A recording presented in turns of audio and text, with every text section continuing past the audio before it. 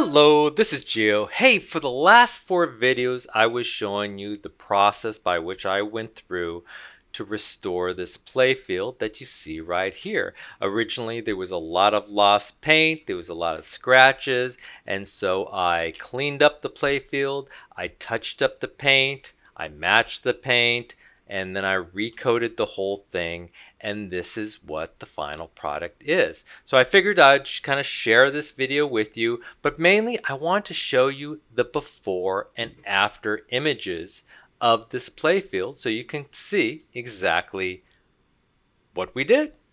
I hope you enjoyed this video. Bye-bye.